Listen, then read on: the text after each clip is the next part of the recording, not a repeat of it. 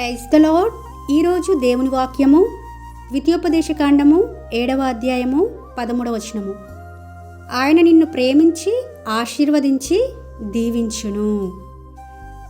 మరి ఆయన మనల్ని ప్రేమించి ఆశీర్వదించి దీవించాలి అంటే మనము ఏ విధంగా ఉండాలనేది 12వ వచనంలో కనిపిస్తుంది.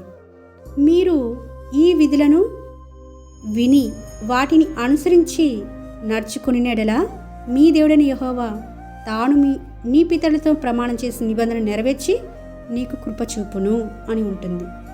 దేవుడు ఏదైతే విధులను కట్టడలను అనుసరించాలి, మీరు నడుచుకోవాలని చెప్తాడో వాటిని విన్నవారమై వాటిని అనుసరించి నడుచుకున్న వారమై ఉన్నప్పుడు ఆయనను మనం ప్రేమిస్తాడు. ప్రేమించడం మాత్రమే కాకుండా మనల్ని ఆశీర్వదిస్తాడు, అభివృద్ధిపరుస్తాడు. అంత మాత్రమే కాదు, మనల్ని దీవిస్తాడు. మనం చేపట్టిన ప్రతి పని కూడా సక్సెస్ అవుతుంది. ఎప్పుడంటే ఆయన ఏదైతే చెప్తున్నాడో దాని ప్రకారం మనము చేసినప్పుడు. విని వదిలేస్తే కాదండి, వినుట వలన విశ్వాసం కలుగును అని ఉంటుంది. వింటున్నాము, వదిలేస్తే విశ్వాసం ఎక్కడి నుంచి వస్తుందండి?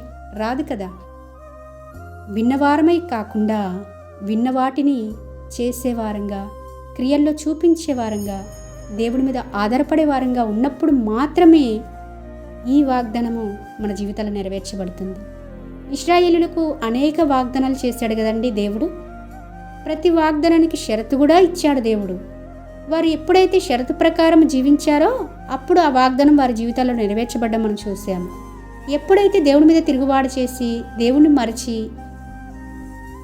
దేవుడికి చేసుకున్న తీర్మానం కూడా పక్కన పెట్టి ఇష్టానుసారంగా నడుచుకున్నారో అప్పుడు వారి వాగ్దాన జనాంగమైనప్పటికీ, ఎన్నో వాగ్దానాలు ఉన్నప్పటికీ దేవుడే వారిని శత్రువుల చేతికి అప్పగించిన సందర్భాలు మనకి సుపరిచితమే కదండి.